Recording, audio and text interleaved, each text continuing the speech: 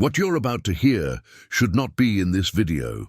In the autumn of 1973, deep within the forgotten hollows of rural West Virginia, a family captured something on their home camera that would change their lives forever and nearly destroy them in the process. What they recorded was never meant to be seen. Within weeks of the footage surfacing, federal agents arrived in their small town, documents were seized, witnesses were silenced, and an entire community was told to forget what they had seen. But forgetting was not possible. The images were too disturbing, the events too strange, and the official explanations too hollow to be believed. For 50 years, this footage has circulated in classified files, in grainy copies passed between researchers, in whispered conversations among those who were there that night. What was captured on that camera has never been explained by science, by military experts, by any known phenomenon. And the people who witnessed it, the ones who are still alive, refused to speak about it on record. This story was deliberately buried. It was scrubbed from local newspapers, removed from police reports, and dismissed as mass hysteria by officials who never visited the region. But the footage remains. And by the end of this story, you will understand why certain truths are kept from the public, why some events are never meant to be remembered, and why the people of Appalachia still look at the night sky with fear. What you are about to hear is not fiction. It is not exaggeration. It is a reconstruction of documented events, survivor testimonies, and suppressed government records. 3 truths will be revealed. A practice of silence that protected no one, a hidden recording that should not exist, and a consequence that still echoes through that hollow today. Stay until the very end, because what happened in those mountains was not an accident, and it was never supposed to be found.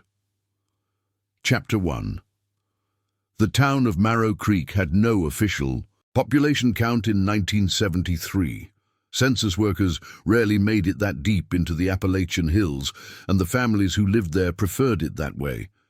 Nestled between ridges so steep that sunlight only reached the valley floor for a few hours each day, Marrow Creek was a place where time moved differently. There were no paved roads leading into the hollow, only rutted dirt paths that turned to mud with the first autumn rain and stayed that way until spring. The nearest hospital was 40 miles away. The nearest police station even farther. People in Marrow Creek solved their own problems, buried their own secrets, and trusted no one from outside the mountains. This isolation was not accidental, it was generational. Families had lived in that hollow for over a century, descended from miners who had come to extract coal and never left. The mines had closed decades earlier, but the people remained, surviving on small farms, hunting, and an economy of barter and silence. They did not speak to outsiders. They did not welcome journalists or government workers, and they certainly did not report strange occurrences to authorities who had never helped them with anything else. So when the events of October 1973 began, no one called for help. No one documented what was happening. No one thought the outside world would care. They were wrong. The first indication that something unusual was occurring came in early October, when livestock began acting strangely. Harold Burgess, a third-generation farmer whose land bordered the creek, noticed that his cattle refused to graze in certain areas of his pasture. They would approach the northern fence line and then stop, as if an invisible barrier prevented them from going further. At first, Harold assumed there was a predator in the area, perhaps a mountain lion or a pack of coyotes. He set traps along the perimeter. He stayed up at night with his rifle, scanning the darkness for movement, but he found nothing. No tracks in the soft earth, no signs of any animal, just the cattle standing frozen at the edge of the field, staring at something Harold could not see. His neighbor, Ruth Ann Caudle, reported similar behavior from her chickens. They stopped laying eggs entirely for 3 days, something that had never happened in the 20 years she had kept them. Her dogs, normally aggressive towards strangers, began whimpering at night and hiding under the porch. They would not come out, even for food. Ruth Ann was not a superstitious woman. She had survived the Great Depression, raised 7 children alone after her husband died in a mining accident, and had never once believed in ghosts or spirits or anything she could not see with her own eyes. But something about those nights in early October made her feel watched. She could not explain it. She could not point to any specific event or sound or sight. She simply knew, with the certainty that comes from living close to the land for 60 years, that something was deeply wrong. The children felt it too. In the one-room schoolhouse that served the hollow, teacher Edna Mae Combs noticed that her students were unusually quiet and distracted. They stared out the windows instead of focusing on their lessons. Several of them reported nightmares about lights in the sky and strange sounds coming from the forest. Sounds they described as humming or vibrating, like nothing they had ever heard before. One boy, Thomas Burgess, Harold's youngest son, drew a picture that disturbed Edna Mae so deeply she kept it hidden in her desk drawer for weeks. The drawing showed a figure standing at the edge of the tree line, watching the houses below. The figure was tall, impossibly thin, with limbs that seemed too long, and joints that bent at wrong angles. Thomas had colored its eyes a bright, unnatural yellow. When Edna Mae asked him what the drawing meant, Thomas simply said that he had seen it from his bedroom window 3 nights in a row. He said it never moved. It just watched. It stood there in the darkness, motionless, staring at the house until dawn began to break. Then it would turn and walk back into the forest without a sound. Edna Mae told no one about the drawing. She did not want to cause panic in a community that already lived on the edge of hardship, but she began locking her doors at night, something she had never done before in Marrow Creek. She began sleeping with a lantern burning beside her bed, and she began praying for the first time in years that whatever Thomas had seen would stay in the forest where it belonged. The atmosphere in the hollow grew heavier as the month progressed. Neighbors who had known each other for decades began avoiding conversation. They nodded and kept walking when they passed on the road. Evening gatherings at the general store, a tradition that had survived generations, dwindled to nothing. People stayed inside after dark. They kept their curtains drawn tight against the windows. And they waited, without knowing what they were waiting for something to happen. That something arrived on the night of October 17th, 1973. Check if you're already subscribed to this channel. What you are about to hear in the following chapters has never been fully told. If you want to understand the truth about what happened in Marrow Creek, you need to stay until the very end. Subscribe now, because these are the stories that deserve to be remembered, and they are the stories that powerful people have tried to erase. Chapter 2. The Burgess family owned one of the few functioning cameras in Marrow Creek. It was a Bell & Howell Super 8, purchased second-hand from a pawn shop in Charleston 2 years earlier. Harold had bought it to record his children's birthdays and holiday gatherings, small moments of joy in a life defined by hard work and scarcity.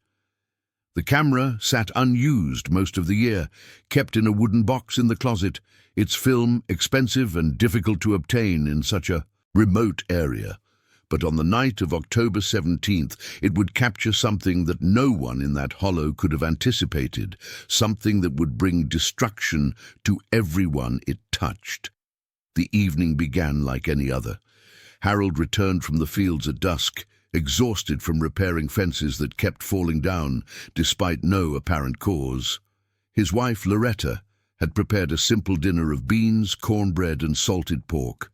Their 3 children, Thomas, aged 9, Sarah, aged 12, and Harold Jr., aged 15, ate in silence. The mood in the house was heavy, with an unspoken tension. No one talked about the strange feelings that had plagued the community, but everyone felt them pressing down like a physical weight. After dinner, Harold sat on the front porch with his pipe, watching the darkness settle over the hollow like a thick blanket. The night was unusually still. No crickets sang, no owls called from the trees, no wind rustled the dying leaves. The silence was so complete that Harold could hear his own heartbeat thudding in his chest.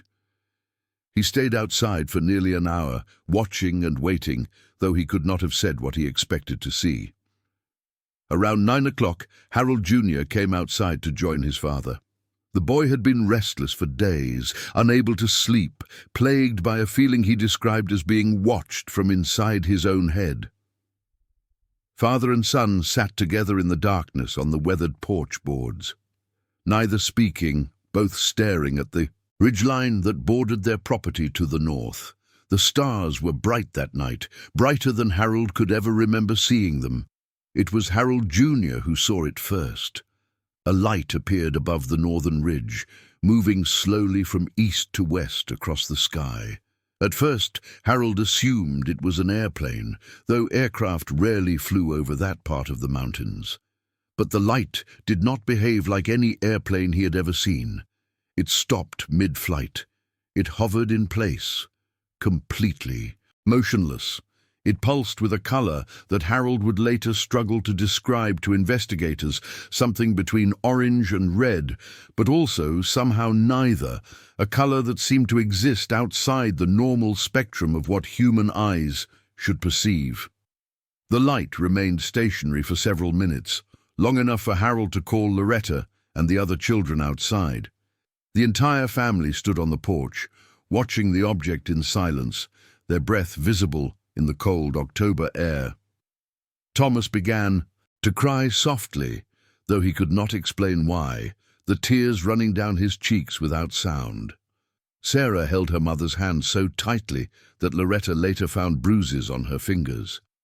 And Harold Jr., acting on an impulse he would never fully understand, ran inside and grabbed the camera from the closet.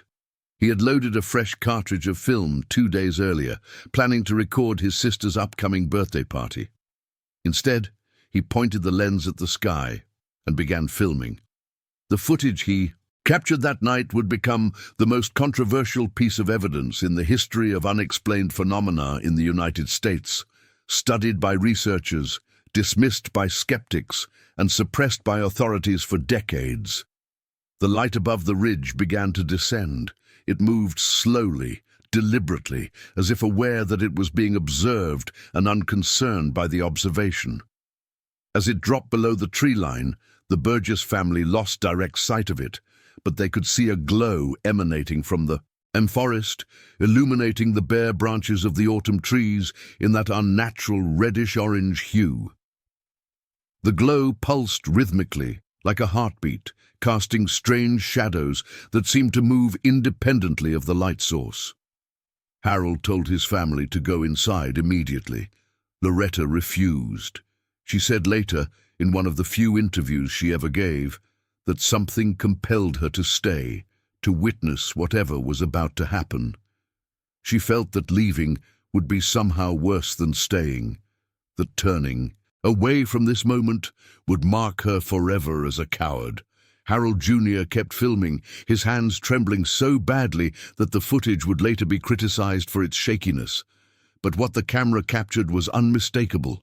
From the tree line at the edge of the Burgess property, approximately 200 feet from the house, a figure emerged.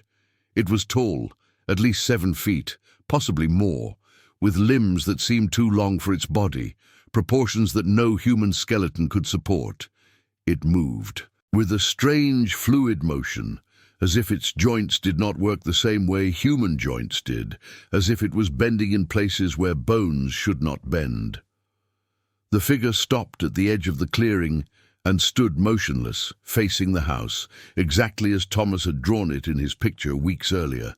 For 37 seconds, according to later analysis of the footage, the figure remained absolutely still, facing the family on the porch. Its features were difficult to distinguish in the darkness, but the yellow glow of its eyes was clearly visible, reflecting the faint light from the house windows.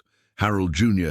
kept the camera trained on it, capturing grainy but distinct footage of something that should not have existed in the mountains of West Virginia or anywhere else on Earth. Then, without warning, without any visible signal or stimulus, the figure turned and walked back into the forest. Its movement was unhurried, almost casual, as if it had completed whatever task had brought it to that clearing. The glow in the forest faded gradually, the light above the ridge disappeared, and the Burgess family was left standing on their porch in complete darkness, the only sound the mechanical whirring of the camera as Harold Jr. ran out of film. No one spoke for several minutes. Loretta was the first to move, physically pushing the children through the door, ushering them inside, and locking every door and window in the house. Harold retrieved his rifle from its place above the fireplace and sat in the kitchen until dawn, watching the tree line through the window, the weapon across his lap. The figure did not return that night, but it had been recorded. And that recording, those 37 seconds of impossible footage, would bring more trouble to Marrow Creek than anyone could have imagined. Chapter 3. Harold Burgess did not sleep for 3 days after the encounter. He sat in his kitchen with his rifle, watching the forest through the window, drinking black coffee to stay awake, waiting for the figure to return. It never did. But the fear remained, a constant presence that seemed to have settled into the walls of the house and refused to leave. Every shadow looked wrong. Every sound from the forest carried menace. Loretta wanted to destroy the film immediately. She told Harold that nothing good could come from keeping a record of what they had seen. She reminded him of the old mountain saying that some things are meant to stay in the dark, that there are truths too dangerous to bring into the light. She begged him to burn it, to pretend the night had never happened, to let their family return to the quiet life they had known before. But Harold Jr. refused. The boy was convinced that the footage was evidence of something important, something that the world needed to see, something that could change everything people believed about reality. He argued with his parents for hours, pacing the kitchen floor, insisting that they had witnessed history and had a responsibility to share it with others. He was young enough to believe that truth was always valuable, that knowledge could only help. In the end, Harold made a decision he would regret for the rest of his life. He agreed to have the film developed. The nearest place that could process Super 8 film was in Charleston, over 60 miles away on winding mountain roads. Harold drove there alone, leaving before dawn and returning after dark. He told no one in town where he was going or why. The man at the film processing shop, a retired photographer named Eugene Webb, who ran the business from his basement, promised to have the footage ready within a week. Harold paid in cash and gave a false name, telling Eugene the film was just family vacation footage, nothing special. He thought he was being careful. He thought he was protecting his family. He was wrong. Eugene Webb was a curious man by nature, which was why he had become a photographer in the first place. When he processed the film and saw what it contained, he did not simply package it and set it aside for pickup. He made a copy for himself, and he showed that copy to a friend who worked at a local television station, thinking it might make an interesting news segment. Within 3 days, word of the footage had spread beyond Charleston to other media outlets. Within a week, reporters from regional newspapers were making inquiries about strange sightings in the Appalachian Mountains. Within 2 weeks, a man in a dark suit arrived at Eugene Webb's shop and confiscated every copy of the film that Eugene possessed. Eugene was told, in terms that left absolutely no room for interpretation or negotiation, that he had never seen the footage, never processed it, and would never speak of it again to anyone for any reason. If he did, there would be consequences for him and for his family. Eugene complied immediately. He was terrified, but it was too late. The story had already escaped his control. Harold Burgess, received his first official visitor on November 2, 1973.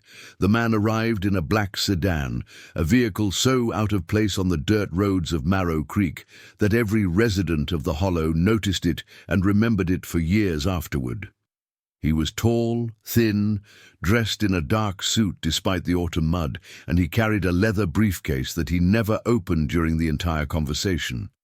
He introduced himself as Agent Morrison and showed Harold credentials from an agency that Harold did not recognize and had never heard of before. Agent Morrison was polite but firm, his voice calm and measured. He explained that the federal government was aware of the footage Harold had recorded and that it was a matter of national security. He did not explain how the government knew about the film or how they had found Harold so quickly in such a remote location. He simply asked Harold to surrender all copies of the footage and to sign a document promising never to discuss what he had seen with anyone outside his immediate family. Harold refused. He told Agent Morrison that he was a free American citizen on his own property and that no government agent was going to tell him what he could or could not keep in his own home. He told Morrison to leave and not come back. Agent Morrison did not argue or raise his voice. He simply stood, straightened his suit jacket, thanked Harold for his time, and walked toward the door. But before he stepped outside, he paused and said something that Harold would never forget for the rest of his life. He said that there were consequences for people who interfered with matters beyond their understanding. He said that Harold had a beautiful family and a peaceful life in these mountains, and it would be a terrible shame if that were to change. Then he was gone, his black sedan disappearing down the muddy road. Over the following days and weeks, strange things began happening in Marrow Creek. The Burgess family's phone line went dead, though no storm had damaged the wires and no work crews came to repair them. Their mail stopped arriving entirely. Harold's truck broke down 3 times in a single week, each time due to a different mechanical failure that his mechanic could not explain. And at night, black sedans were spotted on the ridge above the hollow, their headlights off, just sitting there in the darkness, watching. Leave a comment with a single word that describes what you are feeling right now. I want to know if this story is affecting you the way it affected the people who lived it. Your reaction matters. Share it below. Chapter 4. The pressure on the Burgess family intensified throughout November 1973. Harold's bank account was frozen without explanation or warning. When he drove to Charleston to demand answers from the bank manager, the man claimed there had been an error in the system, but could not explain what the error was, when it had occurred, or when it would be fixed. Harold left the bank with nothing, resolved, feeling more helpless than he had ever felt in his life. Loretta's sister, who lived in Kentucky over 100 miles away, called to say that strange men in dark suits had visited her asking questions about the Burgess family. Questions about their habits, their beliefs, their political views, their connections to other people in the region. The sister was frightened enough that she refused to speak to Loretta again for months afterward. The isolation that had once protected Marrow Creek from the outside world was now being used against it. Without reliable communication, without functional transportation, without access to their own money, the community was vulnerable. And someone was systematically exploiting that vulnerability to break them down. On November 15th, the first outsiders since Agent Morrison arrived in the hollow. They were not government agents. They were researchers, 3 men and 1 woman from a private organization based in Ohio that investigated unexplained phenomena. They had heard rumors about the Appalachian footage through their network of contacts and had come seeking the truth. Their leader, a man named Dr. Paul Hendricks, approached Harold with respect and caution. Understanding that the family had reason to distrust strangers, he explained that his organization had been studying similar reports from across the country for over 20 years, incidents involving strange lights, unusual beings, and systematic government suppression of evidence. He told Harold that the footage from Marrow Creek was not an isolated incident, that similar events had been occurring throughout the rural United States for decades, particularly in remote mountain regions, and that the federal government had been methodically covering them up, using intimidation, evidence destruction, and, when necessary, more aggressive tactics. Harold was deeply skeptical. He had never trusted outsiders, and the events of the past month had only deepened his suspicion of everyone who was not family. But Dr. Hendricks offered something that no one else had provided, a chance for Harold to tell his story, to preserve what he had witnessed, and to fight back against those who wanted to silence him and his family forever. Harold agreed to show the researchers the footage. They gathered in the Burgess living room on a cold November evening, with all the curtains drawn tight and the children sent to bed upstairs. Harold Jr. operated the projector, his, and steadier than they had been on the night he first held the camera. The footage lasted less than 3 minutes, but for everyone in that room, it changed everything they thought they knew about the world. The quality was poor, the image grainy and shaking from Harold Jr.'s trembling hands, but what it showed was unmistakable and undeniable. The light above the ridge, pulsing with that impossible color, the glow emanating from the forest, casting those strange moving shadows, and the figure, tall and anatomically impossible, standing at the edge of the clearing, its yellow eyes visible even through the grain of the film. Dr. Hendricks watched in complete silence, his face growing pale as the footage played. When it ended, he sat for a long time without speaking, his hands clasped together, processing what he had witnessed. Then he told Harold that this was the clearest evidence he had ever seen in 20 years of dedicated research into unexplained phenomena. He told Harold that the footage had to be preserved, duplicated, and distributed to people who could protect it from destruction. He warned Harold that the government would never stop trying to retrieve it, and that Harold's only real protection was to ensure that so many copies existed in so many different locations that destruction became impossible. That night, Dr. Hendricks and his team made 3 copies of the footage, using equipment they had brought with them. They gave 1 copy to Harold to hide, somewhere safe, somewhere only he would know.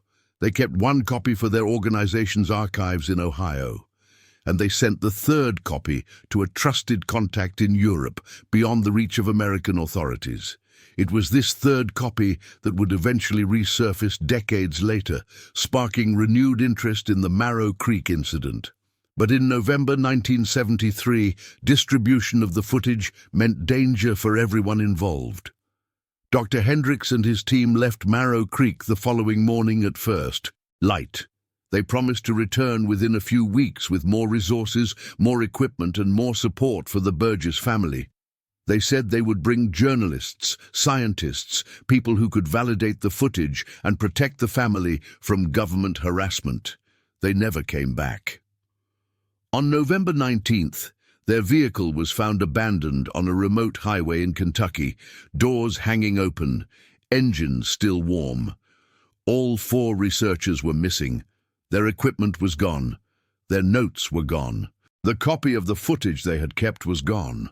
There were no signs of struggle, no witnesses, no explanation. The official police report concluded that they had probably been the victims of a random robbery. No suspects were ever identified. No bodies were ever recovered. The case was closed within 2 weeks. When Harold heard the news, he finally understood that the threat against his family was not empty. Whoever wanted that footage was willing to go to extreme lengths to get it, and Harold was running out of places to hide. Chapter 5. The winter of 1973 was one of the most brutal in Appalachian history. Temperatures dropped below 0 for weeks at a time. Snow accumulated until it reached the windowsills of the homes in Marrow Creek, burying cars and blocking roads. The hollow was cut off from the outside world more completely than it had ever been. Even in the worst winters the oldest residents could remember. For the Burgess family, this isolation was simultaneously a prison and a protection. No government agents could reach them through the snow and ice. No researchers could find them. No black sedans could navigate the impassable roads. But they were also trapped, unable to flee if danger came, unable to seek help, unable to do anything but wait. Harold hid the original footage and his copy in a location he never revealed to anyone, not even Loretta. He told her it was safer that way, that what she did not know could not be taken from her by force or by threat. The tension between them grew as the winter deepened and the walls of their small house seemed to close in. Loretta resented the secret. She resented the constant fear that had invaded their home. She resented her husband for not simply destroying the evidence and letting them return to their normal lives. She began sleeping in a separate room, unable to share a bed with a man who had chosen a piece of film over the safety of his children. The children suffered in different ways that became more apparent as the winter months dragged on. Thomas, the youngest, withdrew almost completely into silence. He stopped drawing pictures. He stopped playing with his siblings. He stopped speaking except when directly asked a question. He sat by the window for hours each day, watching the tree line, as if waiting for the figure to return, as if he knew it would come back eventually. Sarah became anxious to the point of physical illness, jumping at small sounds, unable to sleep without a light burning. In her room, losing weight because she could barely eat. Harold Jr., meanwhile, became obsessed with understanding what they had witnessed. He read every book he could find about unexplained phenomena, borrowed from neighbors, or ordered through the mail when the postal service finally resumed in late January. He filled notebooks with his theories and observations. He was convinced that what his family had seen was not unique, that similar events had happened throughout history in remote regions around the world, and that powerful forces had always worked to keep the truth hidden from ordinary people. His father warned him repeatedly to stop this obsessive research. Harold told his son that curiosity about such matters was dangerous, that the world was clearly not ready for certain truths, and that some mysteries were meant to remain unsolved forever. But Harold Jr. did not listen. He was 16 years old, idealistic and stubborn, and he believed with all his heart that knowledge was always worth pursuing, that truth was always valuable regardless of the cost. He would later understand, painfully and permanently, that his father had been right all along. In February 1974, when the worst of the winter weather had finally begun to ease, a stranger arrived in Marrow Creek. Unlike Agent Morrison, this man did not drive a black sedan or wear a government suit. He came on foot, walking through the deep snow from the nearest passable road nearly 10 miles away, carrying nothing but a small leather bag. He was old, in his 70s at least, with deeply weathered skin and eyes that seemed to have witnessed more than most lifetimes could contain. He introduced himself only as Samuel and asked to speak with Harold Burgess privately. Samuel claimed to be a former government employee who had worked on classified projects during the 1950s and 1960s, projects whose nature he would not fully describe. He said he had heard about the Marrow Creek footage through channels he refused to name, and he had walked through miles of winter wilderness specifically to warn Harold about what he was dealing with. He told Harold that the incidents in Appalachia were not new. He said that similar events had been occurring in this region since at least the 1940s, possibly much earlier, and that the government had known about them for decades. He said there were facilities hidden deep in these mountains, locations where evidence of these encounters was stored and studied, places that did not exist on any official map. He said that the beings captured in Harold's footage were not visitors from another world in the way that science fiction movies portrayed such things. He said they were something far stranger and far more disturbing than extraterrestrial travelers. They were always here, he said. They had been here before humans arrived in these mountains, perhaps before humans existed at all, and they did not like being seen by human eyes. Samuel stayed in Marrow Creek for 3 days, sleeping in the Burgess barn and sharing meals with the family. He told them stories that Harold dismissed as the fantasies of an old man losing his grip on reality, but that Harold Jr. memorized word for word, writing everything down in his notebooks after Samuel had gone to sleep.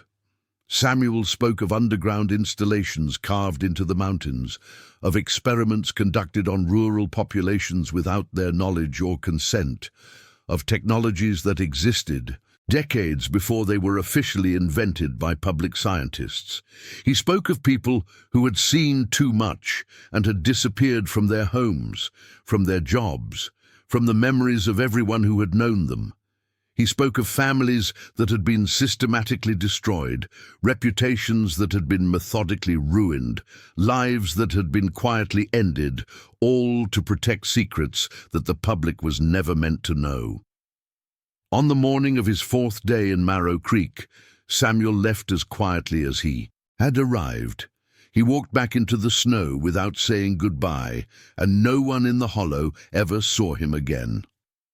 Harold searched for information about the old man in the years that followed, asking questions, writing letters, making inquiries through every channel he could think of. He found nothing. It was as if Samuel had never existed at all, as if he had been a ghost who materialized only to deliver his warning and then vanished back into whatever void had produced him. But Samuel's warning stayed with Harold for the rest of his life, and it proved to be frighteningly accurate in ways that Harold could not have predicted. Chapter 6. The spring of 1974 brought temporary relief to Marrow Creek. The snow melted slowly, revealing the damage the harsh winter had done to roads, buildings, and the spirits of everyone who had endured those dark months. The roads opened gradually, and life began to return to something resembling normal routine. Agent Morrison did not return. The black sedans stopped appearing on the ridge above the hollow. The telephone service was mysteriously restored. For a few months, Harold allowed himself to believe that the worst was finally over, that whoever wanted the footage had decided the cost of pursuing it through an Appalachian winter was simply too high. He began to hope that his family might survive this intact after all. He was terribly wrong. In June 1974, Harold Burgess was arrested at his home in front of his wife and children. Federal marshals arrived at dawn with a warrant and handcuffs. The charges were tax evasion, a claim so absurd that Harold's court-appointed lawyer actually laughed when he first reviewed the case documents. Harold had never earned enough money in any year of his life to owe significant taxes. He had filed his returns honestly every year, just as his father had taught him, keeping careful records of his modest farm income and his few expenses. But the evidence presented against him at trial was overwhelming and meticulously constructed. Documents that Harold had never seen bore his signature. Financial records that did not match his own showed income he had never received. Bank accounts he had never opened contained money he had never earned. The prosecution had built an airtight case against a man who was completely innocent. The trial lasted 3 weeks in a federal courthouse in Charleston. Harold's lawyer fought as hard as he could with limited resources and even more limited experience with federal cases of this complexity. But the judge seemed predetermined to find guilt, ruling against the defense on every procedural motion, excluding evidence that might have helped Harold, and allowing testimony that should have been inadmissible. The jury deliberated for less than 4 hours. Harold was convicted on all counts and sentenced to 4 years in federal prison. Loretta was left alone with 3 traumatized children, no income, and a farm she could not manage by herself. The property Taxes came due that autumn, and without Harold's labor or income, she could not pay them. She was forced to sell the land within 6 months, moving her family to a cramped 2-room apartment in Charleston, where she found work cleaning offices at night. The Burgess property, which had been in the family for 4 generations, was purchased at auction by a buyer whose identity was hidden behind layers of corporate ownership that could not be traced. The house where generations of Burgess children had been born was demolished within weeks of the sale. The barn where Samuel had slept was burned to the ground. Every physical trace of the Burgess presence in Marrow Creek was systematically erased, as if the family had never existed at all. Harold served his full sentence in a federal facility in Virginia. When he was released in 1978, he was a broken man who bore little resemblance to the strong farmer who had once worked that mountain land. His health had deteriorated severely in prison, where medical care was minimal and the food inadequate. His spirit had been crushed by years of isolation and by the knowledge that his family had suffered catastrophically because of his refusal to surrender the footage that October night. He never spoke publicly about what he had witnessed. He never revealed to anyone where he had hidden the original film. He died in 1986 of heart failure, taking that secret with him to his grave in a small cemetery outside Charleston. Loretta survived him by 12 years, but she never remarried, and she never spoke about what had happened to her family. She went to her own grave believing that her husband's stubbornness had destroyed everything they had built together. But the footage survived. The copy that Dr. Hendricks had sent to Europe before his disappearance resurfaced in the early 1990s, when a researcher found it in the dusty archives of a defunct paranormal investigation organization in Belgium. The organization had closed in 1987 when its founder died, and his collection of materials had been stored in a warehouse until a university purchased the lot for its historical value. Digital copies of the footage began spreading through early internet communities dedicated to unexplained phenomena. Analysis by independent video experts using technology that had not existed in 1973 confirmed that the film had not been altered, fabricated, or manipulated using any technique available at the time of its creation. The footage showed something real, something that had walked out of an Appalachian forest and stood watching a family that had committed no crime except looking at the sky on the wrong night. Marrow Creek no longer exists as a community. The families that had lived there for generations scattered after the Burgess arrest and trial, convinced that their hollow had been marked for destruction by forces they could not fight and could not understand.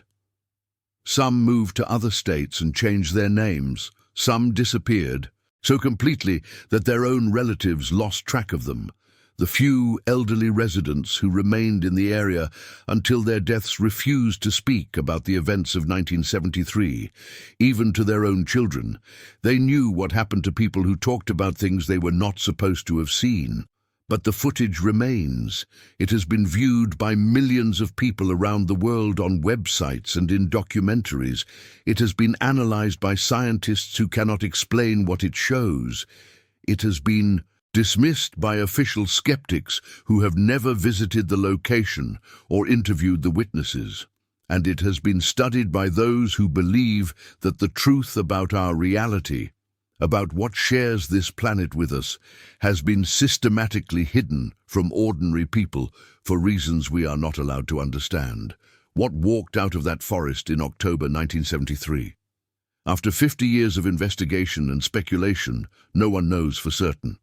The official explanation, that it was a hoax perpetrated by a rural family seeking attention and profit, does not explain the government's overwhelming response. It does not explain the researchers who vanished without a trace. It does not explain the methodical destruction of the Burgess family and the complete erasure of their community. It does not explain why, 50 years later, certain government files related to the incident remain classified under national security protocols that will not expire for another 20 years. What you have heard tonight is not a story invented for entertainment. It is not exaggeration or speculation. It is a careful reconstruction of documented events that destroyed innocent lives, that revealed the extraordinary lengths to which powerful forces will go to control what ordinary people are allowed to know, and that raise questions about our world that still have no satisfactory answers. Were aliens recorded in Appalachia in October 1973? The footage still has no explanation, and perhaps it never will. Some truths are too dangerous to be officially confirmed. Some secrets are too valuable to ever be voluntarily released. And some events serve as permanent reminders that we do not control as much of our reality as we desperately want to believe. If you watched until here, it is because you could handle the truth. Leave a comment saying, "I watched until here, so I can know who truly follows these stories to the end." Subscribe to this channel so you never miss another investigation into the forgotten and the forbidden. Share this video with someone who needs to understand that not everything in this world can be explained by official sources. Like this video if you believe that the truth, no matter how disturbing, deserves to be remembered and preserved. And remember this: what happened in Marrow Creek happened in many other places, in many other years, to many other families. The only difference is that Harold Burgess was brave enough, or perhaps foolish enough, to point a camera at the sky when the lights appeared. The question that remains is not whether something is watching us from the darkness. The footage answered that question 50 years ago. The question is whether we are finally ready as a species to know what we see when we find the courage to look back at what has been watching us all along.